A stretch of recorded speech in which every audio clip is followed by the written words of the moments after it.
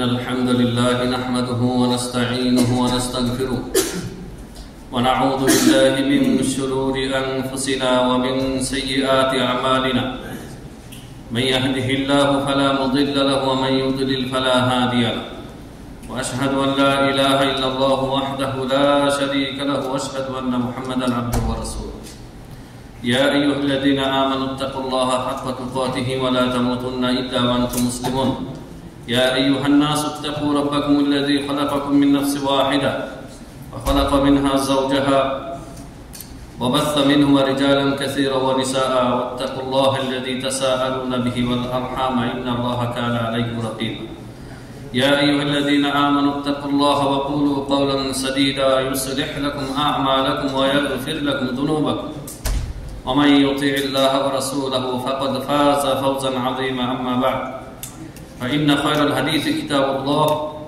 وخير الهدي هدي محمد صلى الله عليه وسلم وشر الأمور محدثاتها وكل محدثة بدعة وكل بدعة ضلالة وكل ضلالة في النار فأعوذ بالله من الشيطان الرجيم فإن لم يستجيبوا لك فاعلم أنما يتبعون أهواءهم ومن أضل ممن اتبع هواه بغير هدى من الله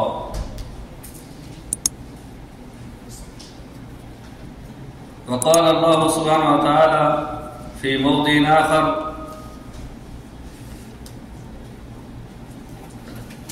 وإذا قيل لهم اتبعوا ما أنزل الله قالوا بل نتبع ما ألفينا عليه آباءنا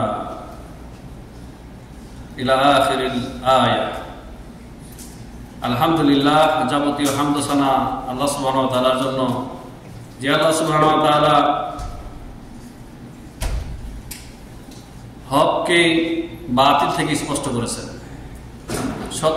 সত্যকে মিথ্যা থেকে আল্লাহ রাব্বুল আলামিন স্পষ্ট করেছেন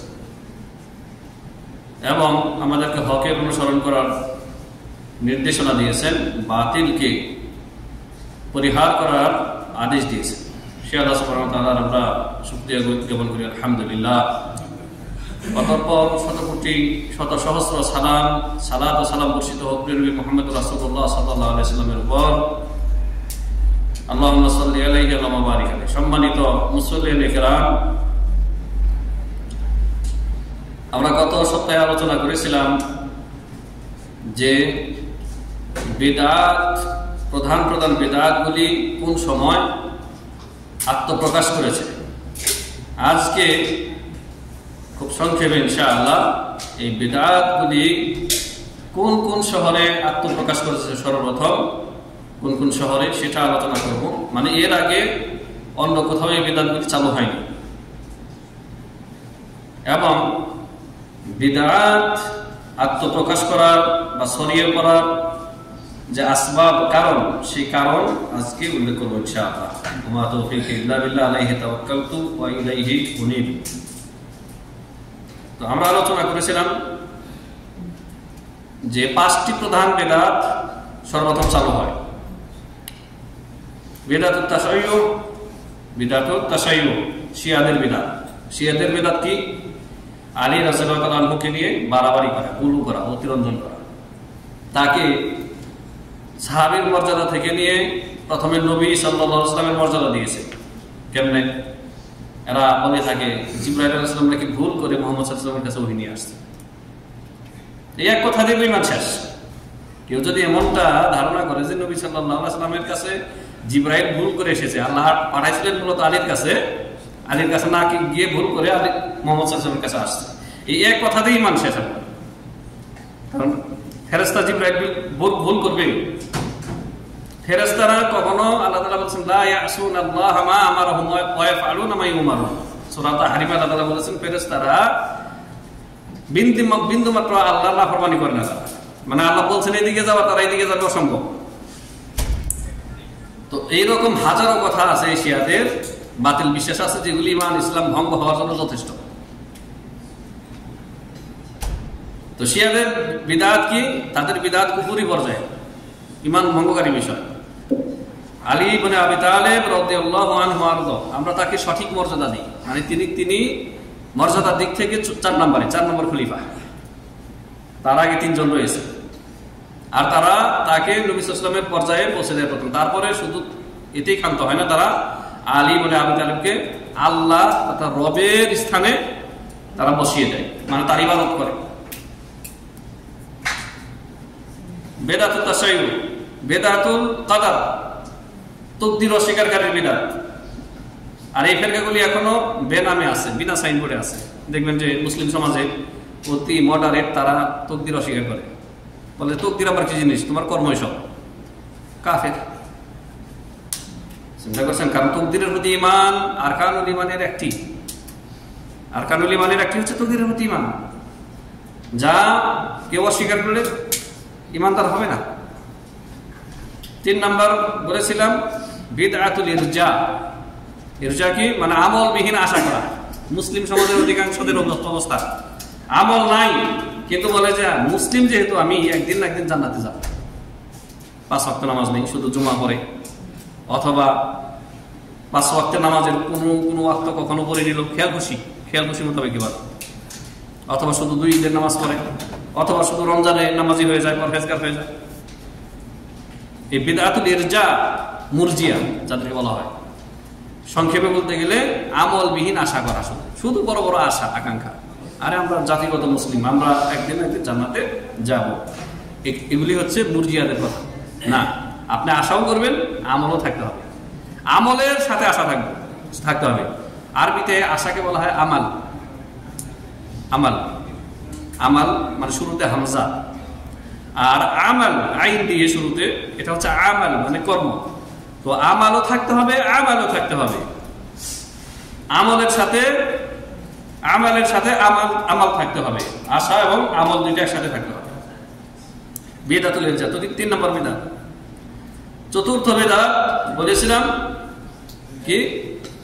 বিদআতুত তাশাইয়ু, বিদআতুল ইরজা, বিদআতুল কদর, আর বিদআতুল ইতিজাল, মুতাজিলাদের বিদআত। বিদআতুল ইতিজাল না, বিদআতুল খাওয়ারিজ চতুর্থ, বিদআতুল খাওয়ারিজ। 4 নম্বর বিদআত হচ্ছে খারেজিদের বিদআত।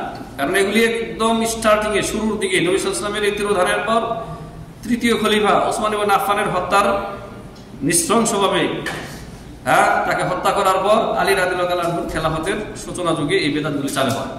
খাওয়ারিজ যারা আলী রাদিয়াল্লাহু তাআলা আনহুর মতো আল্লাহর এত বড় নেক বান্দাকে কাফের ফতোয়া দেয় যে আলী কাফের হয়ে গেছে, মুআবিয়া কাফের হয়ে গেছে, এদের আর আনুগত্য করা যাবে না।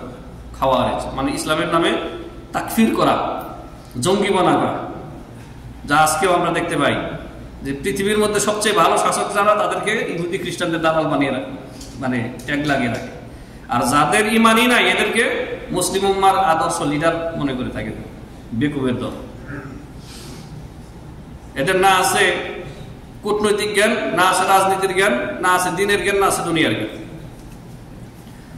5ম বিদআত হচ্ছে বিদআতুল ইতিজাল, মুতাজিলাদের বিদআত। 6ষ্ঠ বিদআত হচ্ছে বিদআতুল জাহমিয়া, জাহমিয়াদের বিদআত।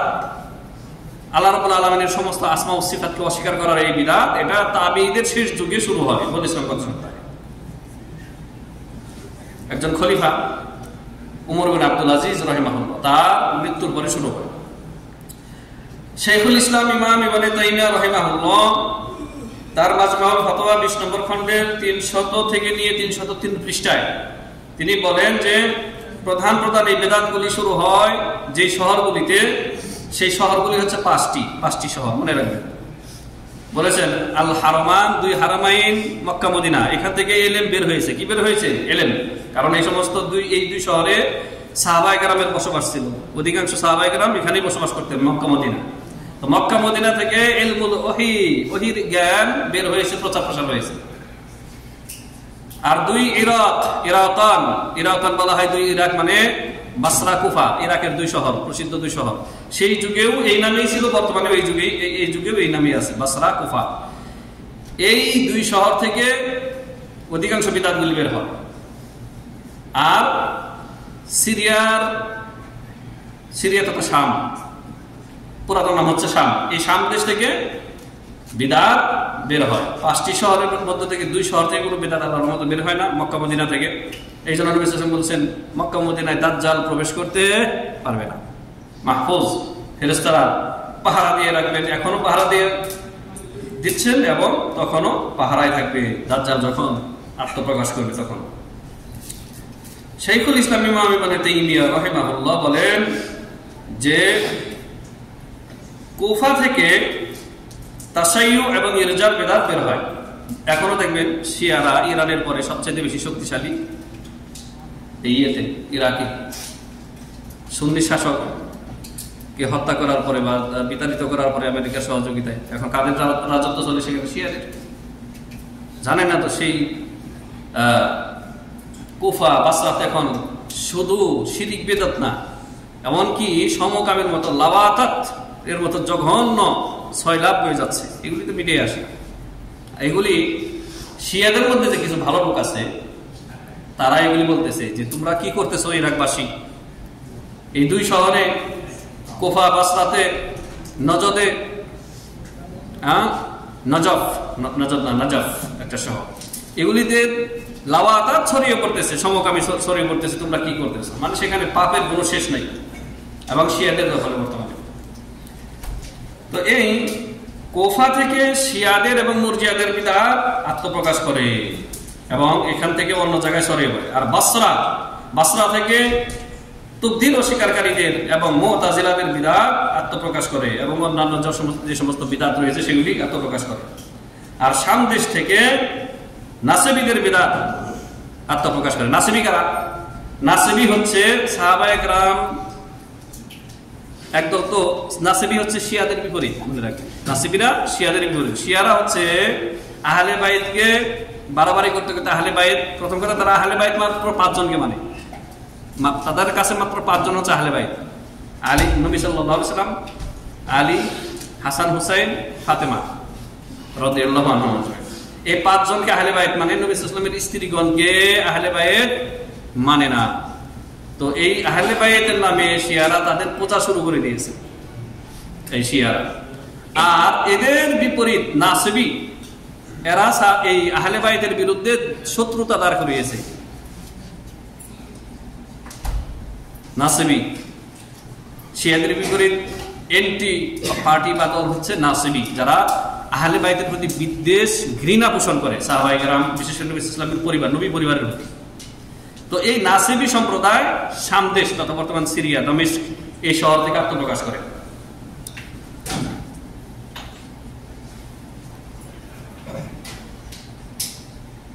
আর এই যে বর্তমানে যে সুফিবাদ, পীরতন্ত্র, এই পীরতন্ত্র আত্মপ্রকাশ করে শিয়াদের থেকে। এটাও মজার কথা। অথচ এই সুফিবাদের সাথে আজকে যারা তাজকিয়াতুন নফস, আত্মার পরিশুদ্ধতার নামে যারা আজকে এই সুফিবাদ চর্চা করতেছেন, তারা জানেও না যে এই শিয়ার এই সুফিবাদের মূল শুরু হয়েছে তাশাইয়ু থেকে, মানে শিয়া মতবাদ থেকে। আর তার কিছু বাস্তব প্রমাণ আপনাকে আমি দিচ্ছি। শিয়ারা মনে করে বাতিল, তারা ইতিকাদ রাখে, বিশ্বাস রাখে বাতিল ইলমে। বাতিল ইলম কি? যে কোরআনুল কারীম এটা কমপ্লিট না শিয়াদের কাছে।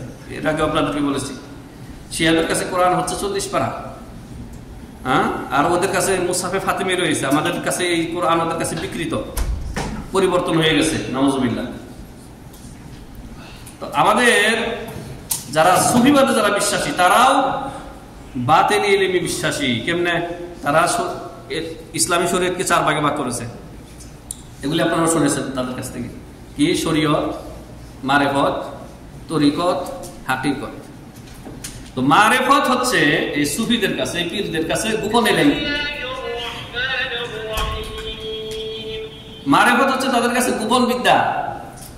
যে বিদ্যা যদি জিজ্ঞাসা করেন যে তাহলে গোপন বিদ্যা কিভাবে আসলো তোমাদের কাছে, তারা তাদের প্রত্যেকটি পীরতন্ত্রের যে বইগুলি রয়েছে সেখানে তারা সিলসিলা, মানে বর্ণনা সূত্র, মানে মিথ্যা বর্ণনা সূত্র বানিয়ে রেখেছে যে সুফিবাদের এই ইলম নবী সাল্লাল্লাহু আলাইহি ওয়াসাল্লাম থেকে আলী পেয়েছে, আলী রাদিয়াল্লাহু আনহু।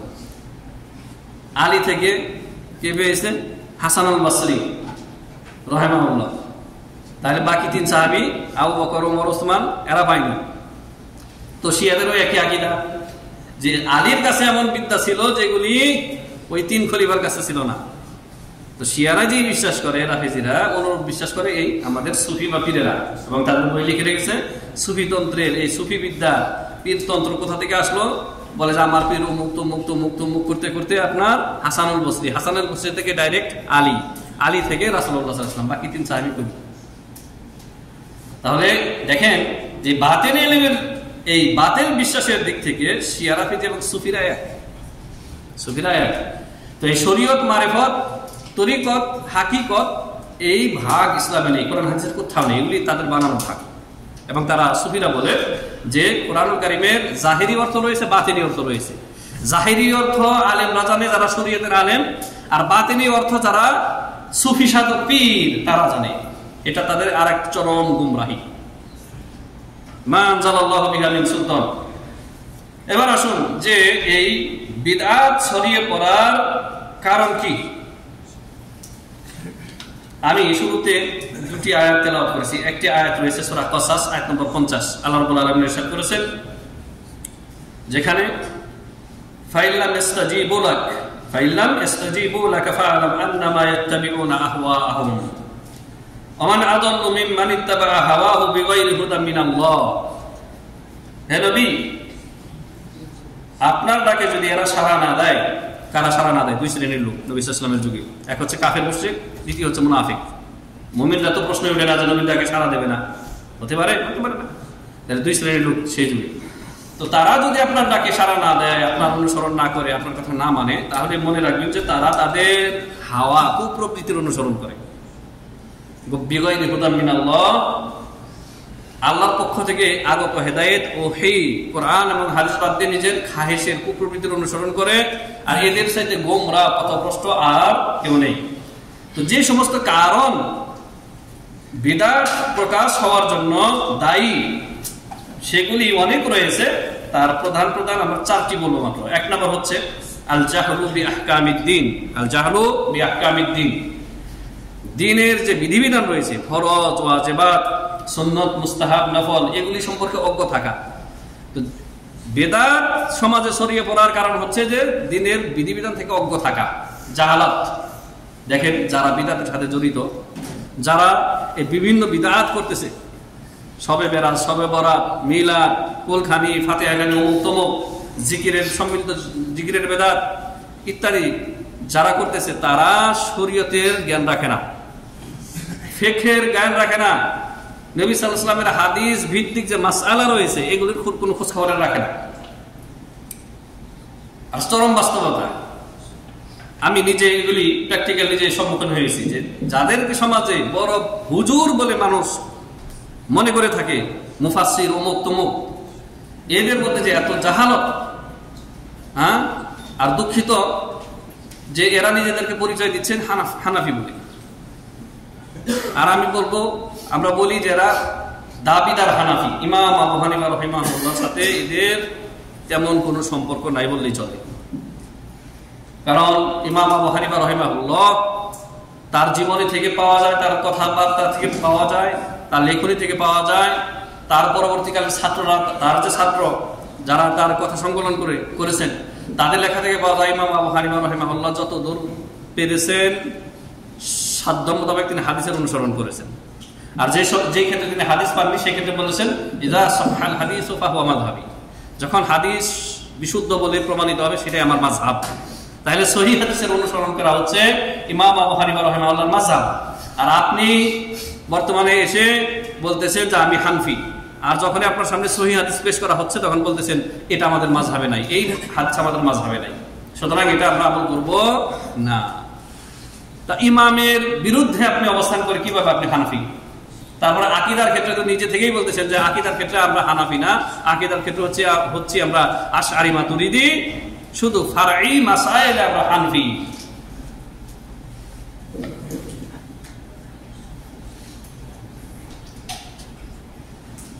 তো অধিকাংশ লোক যেহেতু জাহেল, দ্বীনের বিধিবিধানের জ্ঞান রাখে না, ওযুর ফরজ কয়টি বলতে পারে না, তারপরে আপনার তায়াম্মুম করতে জানে না। অধিকাংশ মানুষ তায়াম্মুম করতে বললে তখন ওজুর মতোই, মানে মাটির কাছে মাটি নিয়ে ওজুর মতো সমস্ত অঙ্গ দোলাতে মাখতে শুরু করে। তায়াম্মুমই করতে জানে না। বিপদ মুহূর্তে যে তায়াম্মুম করবেন আপনি, তায়াম্মুমের নিয়ম, সঠিক নিয়ম অধিকাংশ লোক জানে না। ওজুর মধ্যে যেমন সব ধুইতে হয়, ওই রকম সব অঙ্গগুলি তখন ধুলাবালিতে মাখতে শুরু করে। এটা নাম তায়াম্মুম নাকি? এক কথায় আল জাহলু বিদ্দীন বিআহকামিদ্দীন, এটাই হচ্ছে বিদআত সমাজে ছড়িয়ে পড়ার অন্যতম একটি কারণ। নবী সাল্লাল্লাহু আলাইহি ওয়াসাল্লাম যার ইঙ্গিত আগে দিয়েছেন, মা ইয়াইশ মিনকুম ফাসায়ারা ইখতিলাফান কাসীরা, আমার পরে অনেক মতভেদ ইখতিলাফ দেখতে পাবে যারা বেঁচে থাকবে আমার পরে। সেই সময় তোমরা কি করবা? আল্লাহ নবী সাল্লাল্লাহু আলাইহি ওয়াসাল্লাম বলেছেন, তোমরা আমার সুন্নতকে আলাইকুম বিসুন্নতি ওয়া সুন্নাতিল খুলাফায়ে রাশিদিন আল মাহদিয়্যিন। যখন মানুষের মধ্যে ইখতিলাফ, মতানৈক্য, মতভেদ শুরু হয়ে যাবে, বিভিন্ন পীরের বিভিন্ন তরিকা, ওলামায়ে কেরামের কথার মধ্যে মিল পাচ্ছেন না, তখন আপনি তালাশ করবেন যে কোন আলেম দলিল দিয়ে কথা বলে, কোন আলেম কোরআন এবং হাদিসের দলিল দিয়ে কথা বলে, তার কথা মানব। এইরকম যখন আপনি প্রস্তুতি নেবেন, নিজেকে প্রস্তুত করবেন, তখন আপনি হক পাবেন, তখন আপনি নাজাত পাবেন। এছাড়াও আল্লাহ নবী সাল্লাল্লাহু আলাইহি ওয়াসাল্লাম ইরশাদ করেছেন, ইন্নাল্লাহা লা ইয়াকবিদুল ইলমা ইনতিজাআন ইয়ানতাজিউহু মিনাল ইবাদ। ইন্নাল্লাহা লা ইয়াকবিদুল ইলমা ইনতিজাআন ইয়ানতাজিউহু মিনাল ইবাদ। আল্লাহ রাব্বুল আলামিন বান্দাদের মধ্য থেকে ইলমকে এমনি ছিনিয়ে নেবেন না, যে গতকাল যে লোকটা ফাকিহ ছিল, বড় আলেম ছিল, আজকে সকালে রাত্রে ঘুম থেকে উঠে দেখে যে সে জাহেল হয়ে গেছে না। এরকম ভাবে আল্লাহ ইলম তুলে নেবেন না। তবে আল্লাহ ইলম তুলে নেবেন কিভাবে? ওয়ালাকিন ইয়াকবিদুল ইলমা বিকবদিল উলামা। আল্লাহ সুবহানাহু ওয়া তাআলা বড় বড় আলেমদের মৃত্যুর মাধ্যমে, তাদেরকে দুনিয়া থেকে তুলে নেওয়ার মাধ্যমে ইলমকে তুলে নেবেন। তার উদাহরণ 700 হিজরির পরে ইমাম ইবনে তাইমিয়া রাহিমাহুল্লাহর মৃত্যুর পরে ইমাম ইবনে তাইমিয়ার মতো বড় আলেম আর এই পৃথিবীতে আসেনি। এই যুগে আল্লামা ইবনে বাজ রাহিমাহুল্লাহ, ইবনে উসাইমিন রাহিমাহুল্লাহ, আলবানী রাহিমাহুল্লাহ, তাদের মৃত্যুর পরে তাদের মতো এত বড় আলেম আর পৃথিবীতে আসেনি। জীবিতদের মধ্যে সবচেয়ে বড় আলেম পৃথিবীর মধ্যে আল্লামা শেখ সালেহ আল ফাওজান হাফিজাহুল্লাহ, বর্তমানে জীবিত, 90-এর উপরে তার বয়স। এখন আর তিনি আলোচনা করেন না বা টিভিতে আসেন না। তো তার মতো বড় আলেম হয়তো তার মৃত্যুর পর আর পাওয়া যাবে না। আল্লাহ আল ফাওজান হাফিজাহুল্লাহ কিতাবে যেটি আমার হাতে দেখতে পাচ্ছেন, আকিদাতুত তাওহীদ, এই আকিদাতুত তাওহীদ যদি কেউ পড়ে, এটা বাংলা তর্জমা হয়ে গেছে। তার আকিদা একেবারে দিনের আলোর মতো স্পষ্ট, সাফ হয়ে যাবে, পরিষ্কার পরিশুদ্ধ হয়ে যাবে। সংক্ষেপে তিনি এত সুন্দর করে বিশুদ্ধ আকিদা বর্ণনা করেছেন এই কিতাবে, আর সমস্ত খোরাফাত, শিরিক, বেদাত আর কুসংস্কার তিনি এখানে তুলে ধরেছেন। তো আল্লাহ রাব্বুল আলামিন ভালো ভালো আলেমদেরকে দুনিয়া থেকে তুলে নেবেন। হাত্তা ইযা লাম ইউবকি আলিমান ইত্তাখাযান নাস রুউসান জুবহালা। যখন কোনো ভালো আলেম থাকবে না, তখন মানুষ জাহেলদেরকে নেতা বানিয়ে নেবে, ভালো জাহেলদেরকে মুফতি বানিয়ে নেবে। মুফতি তাহেরি, গান বাজনা করে, যে নাচানাচি করে, তার সেও মুফতি, তাকেও মানুষ আলেম বানিয়ে দিচ্ছে, নাম বলতে বাধ্য হলাম। আর এটা কিন্তু শুনিও না। জান্নাতের সার্টিফিকেট দেয় যখন বাইতুল মুকাররমের ইমাম হয়, আপনি জান্নাতি মানুষ, তাদের কাছে জান্নাত আর জাহান্নামের সার্টিফিকেট পাওয়া যায়। কবর পূজারী, মাজার পূজারী এদেরকে মানুষ আলেম হিসেবে গ্রহণ করে নিয়েছে। তখন তারা কি করে? আল্লাহ নবী সাল্লাল্লাহু আলাইহি ওয়াসাল্লাম বলেছেন, ফাসুইলু ফাআফতাউ বিগাইরি ইলম। এদেরকে মানুষ ফতোয়া জিজ্ঞাসা করে, বিনা ইলমে তখন ফতোয়া দেওয়া শুরু করে। এটা হালাল, এটা হারাম, এটা জায়েজ, এটা না জায়েজ, বিনা ইলমে ফতোয়া দেয়। ফাদাল্লু আদাল্লু, নিজেও গুমরাহ হয়, অন্যকেও গুমরাহ করে, পথভ্রষ্ট করে। তা আমাদের উপমহাদেশে কিন্তু এগুলি এখন অহরহ। জাহেলদেরকে মানুষ মুফতি মুহাদ্দিস হিসেবে গ্রহণ করেছে। তাবিজ তোমার দেয়, তাবিজের শিরক যারা ছড়ায়, তাবিজ মৌলবী, তাদেরকেও মানুষ মুফতি মুহাদ্দিস বলে, তাদের কাছে মানুষ কি করতেছে? মাসলা নিতেছে। আর তারা কি ফাআফতাউ বিগাইরি ইলম ছাড়া ফতোয়া দিচ্ছে। ফাদাল্লু আদাল্লু, নিজেরাও গুমরাহ, অন্যকেও গুমরাহ করতেছে, পথভ্রষ্ট করতেছে। হাদিসটি কোথায় রয়েছে? হাদিসটি রয়েছে আপনার জামিউ বায়ানিল ইলম ওয়া ফাদলিহি ইবনে আব্দুল বার, ইবনে আব্দুল বার রাহিমাহুল্লাহর কিতাবে প্রথম খণ্ডের 180 পৃষ্ঠায় এটি রয়েছে। তাহলে দিন সম্পর্কে অজ্ঞতাই হচ্ছে বেদাত সরাসরির 1 নম্বর কারণ। 2 নম্বর কারণ হচ্ছে ইত্তিবাউল হাওয়া, মনের খাহেশের অনুসরণ করা, কুপ্রবৃত্তির অনুসরণ করা। যে আমার মন চাচ্ছে না ওনার কথা মানব, সে দলিল দিয়ে কথা বলুক আর না বলুক। অনেক মানুষ বলে থাকে আমার পীর যদি জাহান্নামে যায় আমিও জাহান্নামে যাবো, এরকম বেকুব আছে। কত বড় দৃষ্টতা চিন্তা করেছেন? তো এই যে ইত্তেবাউল হাওয়া, এটার কথা আল্লাহ তাআলা বলেছেন, আমি আগেই পড়েছি সূরা কাসাস আয়াত নম্বর 50 আল্লাহ তাআলা বলেছেন, যেই ব্যক্তি ফাইল্লাম ইস্তাজিবু লাকা ফাআলাম আন্নামা ইত্তাবিউনা আহওয়াহুম, হে নবী আপনার ডাকে যারা সাড়া না দেয়, সুন্নাতের ডাকে যারা সাড়া না দেয়, নবীর সুন্নত গ্রহণ করতে যারা অস্বীকার করে, তারা তাদের কুপ্রবৃত্তির অনুসরণ করে। আর ওদের সাথে গুমরা পথভ্রষ্ট আর কেউ নেই যারা আল্লাহর হেদায়েত কোরআন হাদিস বাদ দিয়ে যারা কুপ্রবৃত্তির অনুসরণ করে। এই শ্রেণীর লোক কি করে? কোরআন সুন্নাহ থেকে মুখ ফিরিয়ে নেয়, বলে তোমার কোরআন হাদিস নতুন, তোমার হাদিস নতুন, তোমার এই নতুন হাদিস মানি না। আরে জাহেল, তোর বাপ দাদা 14 গোষ্ঠী হাদিসের উপরে আমল করেনি বিধায় তোর কাছে নতুন মনে হচ্ছে। নবীর হাদিস আবার নতুন হয় না। হাদিস তো সেই 1450 বছর আগের নবীর মুখ নিঃসৃত অমীয় বাণী, যা মুহাদ্দিসিনে কেরাম হাদিসের কিতাবে সংকলন করে রেখেছেন। কিন্তু তোমার সমাজে এই হাদিস আমল করা হয় না, পরিত্যাজ্য বিধায় তোমার কাছে নতুন মনে হচ্ছে। অনুরূপভাবে আল্লাহ রাব্বুল আলামিন সূরা জাসিয়া আয়াত নম্বর 23 বলেছেন, আফারাআইতা মান ইত্তাখাযা ইলাহাহু হাওয়া, আফারাআইতা মান ইত্তাখাযা ইলাহাহু হাওয়া ওয়া আদাল্লাহু আল্লাহু আলা ইলমিন ওয়া খাতামা আলা সামইহি ওয়া কলবিহি ওয়া জাআলা আলা বাসারিহি গিশাওয়া ফামান ইয়াহদিহি মিন বা'দিল্লাহ। নবী আপনি কি তাকে দেখেননি যে তার কুপ্রবৃত্তিকে, হাওয়াকে ইলাহ বানিয়ে নিয়েছে, মাবুদ বানিয়ে নিয়েছে? লা ইলাহা ইল্লাল্লাহ। তাহলে কুপ্রবৃত্তির অনুসরণকে আল্লাহ তাআলা কুপ্রবৃত্তিকে মাবুদ বানিয়ে নেওয়ার সাথে শামিল করেছেন। সুতরাং আল্লাহ রাব্বুল আলামিন এই শ্রেণীর মানুষ যারা কুপ্রবৃত্তির অনুসরণ করে, কুপ্রবৃত্তিকে নিজের মাবুদ বানিয়ে নেয়, খেয়াল খুশিকে মাবুদ বানিয়ে নেয়, তাদের কানে, দিলে, অন্তরে, তাদের চোখে আল্লাহ হেদায়েতের অন্তরায় পর্দা সৃষ্টি করে দিয়েছেন। আর হেদায়েত হবে না। বড় ডেঞ্জারাস কথা। আল্লাহ যদি এদেরকে হেদায়েত না করেন, এরা যদি হেদায়েতের পথে না আসে, আল্লাহ ছাড়া আর কে আছে এদেরকে হেদায়েত করবে? তাহলে সম্মানিত মুসলিম কেরাম, ইত্তেবাউল হাওয়া বড় বিপজ্জনক। হাওয়ার অনুসরণ করা যাবে না, মানে খেয়াল খুশির অনুসরণ করা যাবে না। হাওয়ার বিপরীত হচ্ছে ওহীর অনুসরণ করতে হবে। আপনি দৃঢ় প্রতিজ্ঞ থাকবেন যে ওহীর কথা যে কারো মুখ থেকে আসুক আমি সেটা মানব। এইরকম মন মানসিকতা থাকলে আপনি হেদায়েত পাবেন। আর দেখলেন যে ওহীর অনুসরণ করতে গেলে নিজের ব্যক্তি স্বার্থ জলাঞ্জলি দিতে হয়, সেই ক্ষেত্রে কি করতে হবে? ওহীর অনুসরণই করতে হবে। ওহীর অনুসরণ করলে বন্ধের হক পুরাপুরি দিয়ে দিতে হয়, উত্তরাধিকারীর হক, ওয়ারিশ সম্পত্তি। আরে গেল তো সব গেল, বোনেরা অর্ধেক নিয়ে যাবে, এখন আর ওহী মানবে না।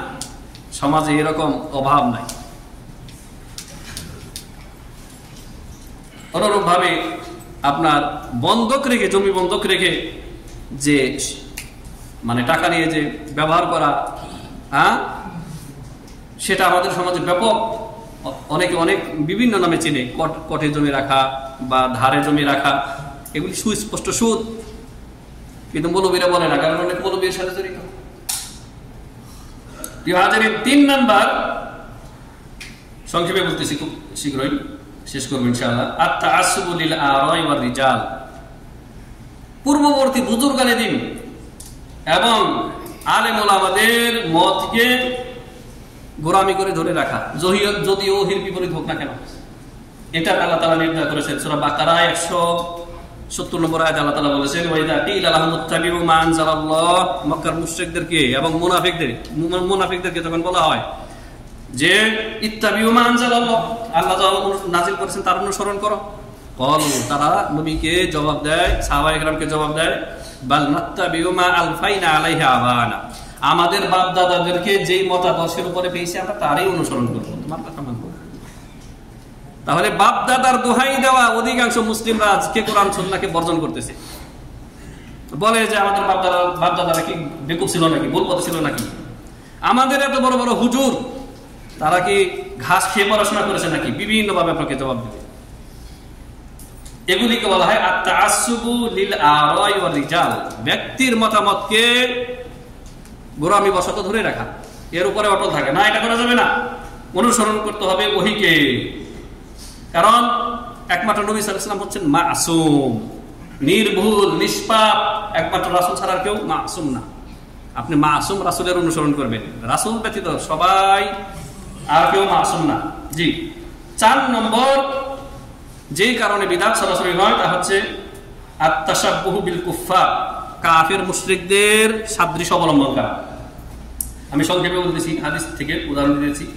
হুনাইনের যুদ্ধে সাহাবায়ে কেরাম হুনাইন থেকে ফিরছিলেন, তখন দেখলেন যে মুশরিকরা একটা বড়ই গাছের লগে কুল বৃক্ষ সিদরা, তারা বলতেছেন যে আমরা নতুন যুগের মুসলিম ছিলাম, মুশরিকরা একটি বড়ই গাছের মধ্যে তাদের অস্ত্র ঝুলিয়ে রেখেছে। কেন রেখেছে? তাদের উদ্দেশ্য যে এই বড়ই গাছে যদি অস্ত্র ঝুলিয়ে রাখি, তারপরে যদি এখান থেকে অস্ত্র নিয়ে যুদ্ধ করি তো আমরা বিজয় লাভ করবো। একটা আকীদা আছে তাদের, বাতিল আকীদা। মানে বরকত হাসিল করা গাছ থেকে। গাছের নাম দিয়েছে জাতে আনওয়াত। সাহাবায়ে কেরাম বললেন যে ইয়া রাসূলুল্লাহ সাল্লাল্লাহু আলাইহি ওয়াসাল্লাম ইজআল লানা যাতা আনওয়াতিন কামা লাহুম যাতু আনওয়াতিন। হে নবী, মুশরিকদের জন্য একটি বড়ই গাছ রয়েছে, আমাদের জন্য আর একটা বড়ই গাছ আপনি নির্দিষ্ট করে দেন, আমরা ওইখানে তার ছায়ায় আশ্রয় নেব আর সেখানে অস্ত্র জ্বলাবো। নবী সাল্লাল্লাহু আলাইহি ওয়াসাল্লাম কি বললেন? তারা কি সাহাবায়ে কেরাম কিন্তু বলেন না যে আমরা ওইখান থেকে বরকত হাসিল করব, গাছ থেকে বরকত হাসিল করবো, এই কথা বলেন নাই। শুধু বলছেন যে ওদের জন্য একটি বড়ই গাছ রয়েছে, অনুরূপ আমাদের একটা বড়ই গাছ আপনি নির্ধারণ করে দেন। নবী সাল্লাল্লাহু আলাইহি ওয়াসাল্লাম বললেন তোমরা কুলতুম আল্লাযী নাফসি বিয়াদিহি কামা ক্বালা বানু ইসরাঈল আলী মূসা, বনি ইসরাইল যেভাবে মুসা আলাইহিস সালামকে বলেছিল ইজআল লানা ইলাহান কামা লাহুম আলিহা।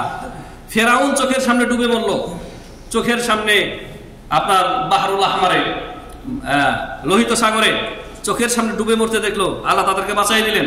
তারপর একটা গ্রামের মধ্য দিয়ে যাচ্ছে, দেখতেছে যে ওই গ্রামের মানুষ মূর্তি পূজারী, তাদের মূর্তির বেদি রয়েছে, মন্দির রয়েছে। তখন এই বনি ইসরাইল বলল মুসা আলাইহিস সালামকে ইজআল লানা ইলাহান কামা লাহুম আলিহা, হে মুসা, আল্লাহকে না দেখে ইবাদত করতে করতে আর ভালো লাগে না, না দেখে আল্লাহকে ইবাদত করতে ভালো লাগে না। ওদের যেমন এই মুশরিকদের যেমন বহু মাবুদ রয়েছে, আমাদেরকে অন্তত একটা মাবুদ তো আপনি নির্দিষ্ট করে দিন।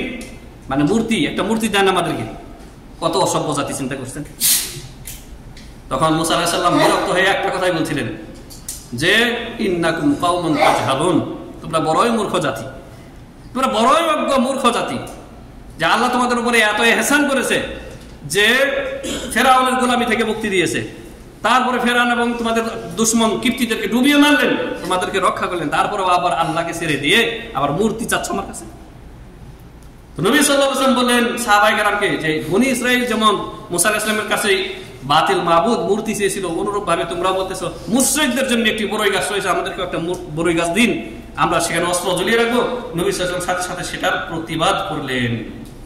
প্রিয় হাজিরিন, তাহলে কাফেরদের অনুসরণ করা যাবে না, তাদের সাদৃশ্য অবলম্বন করা যাবে না। এই যে 31st নাইট, তারপরে আপনার ভ্যালেন্টাইন ডে, যে সমস্ত বেদাতগুলি চালু হয়েছে, ভালোবাসা দিবস, তমুক, তারপরে আপনার জন্ম দিবস, জন্মদিন, মৃত্যু দিবস, মৃত্যুবার্ষিকী, জন্মবার্ষিকী, সবগুলি হচ্ছে আত-তাশাব্বুহু বিল কুফফার, কাফের মুশরিকদের অনুকরণ। এগুলি তো কাফের মুশরিকদের অনুকরণ করতে আল্লাহ তাআলা আমাদেরকে কঠিনভাবে নিষেধ করেছেন।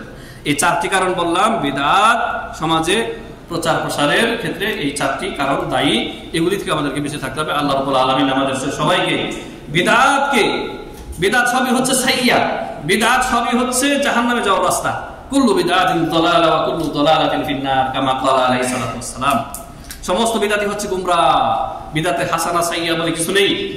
আর সমস্ত বিদআতের শেষ পরিণাম হচ্ছে জাহান্নাম। আল্লাহ রাব্বুল আলামিন সেই বিদআত থেকে আমাদেরকে মাহফুজ রাখেন, বিরত থাকার তৌফিক দান, আমাদের রাসূলুল্লাহ সাল্লাল্লাহু আলাইহি ওয়াসাল্লামের ইত্তেবা এবং আনুগত্যকে ইলজাম করার তৌফিক দান করুন। আমিন। বারাকাল্লাহু লানা ওয়া লাকুম ফিল কুরআনিল আযীম ওয়া নাফা'নি ওয়া ইয়্যাকুম বিল আয়াতি ওয়া যিকরিল হাকীম। আকুলু কওলি হাযা আস্তাগফিরুল্লাহাল আযীম ওয়া লাকুম ওয়া লিসাইরিল মুসলিমিন ফাস্তাগফিরুহু ইন্নাহু হুয়াল গফুরুর রাহিম। আলহামদুলিল্লাহি ওয়াহদাহু ওয়াসসালাতু ওয়াসসালামু আলা মান লা নাবিয়্যা বা'দাহু ওয়া আলা আলিহি ওয়া সাহবিহি আজমাইন। সম্মানিত মুসলিমিন কিরাম, আল্লাহ রাব্বুল আলামিন আমাদের মুসলিম উম্মাহর যে সমস্যায় রয়েছেন প্রত্যেকের সমস্যার সুসমাধান করে দেন। যারা রিজিকের অভাব অনটনের মধ্যে রয়েছেন আল্লাহ রাব্বুল আলামিন তাদের জন্য হালাল রুটি রোজগারের ব্যবস্থা করে দেন। আল্লাহ রাব্বুল আলামিন যে সমস্ত ভাইয়েরা বেকার বসে আছেন প্রবাসে এসে কর্মহীনভাবে বসে আছেন, আল্লাহ রাব্বুল আলামিন তাদেরকে দুশ্চিন্তা মুক্ত করেন, তাদেরকে হালাল কাজের ব্যবস্থা করে দেন এবং হারাম থেকে আমাদেরকে বেঁচে থাকার তৌফিক দান করেন। আল্লাহুম্মা আমিন। আল্লাহ রাব্বুল আলামিন আমাদের মধ্যে যারা অসুস্থতায় ভুগতেছেন, হসপিটালের বেডে শায়িত আছেন, তাদেরকে শিফায়ে কামেলা, শিফায়ে আজিলা দান করেন। আল্লাহুম্মা আমিন। রব্বানা আতিনা ফিদ দুনিয়া হাসানাহ ওয়া ফিল আখিরাতি হাসানাহ ওয়া কিনা আযাবান নার। এমনিভাবে যে সমস্ত ভাইদের আত্মীয়স্বজন পৃথিবী থেকে বিদায় নিয়েছেন, মারা গেছেন, মৃত্যুবরণ করেছেন, তাদেরকে আল্লাহ রাব্বুল আলামিন তাদের কবর আযাবকে মাফ করে দেন, তাদেরকে আল্লাহ রাব্বুল আলামিন জান্নাতুল ফিরদাউসের অধিবাসী করেন। আল্লাহুম্মা আমিন। রব্বানা যালামনা আনফুসানা ওয়া ইল্লাম তাগফির লানা ওয়া তারহামনা লানাকুনান্না মিনাল খাসিরিন।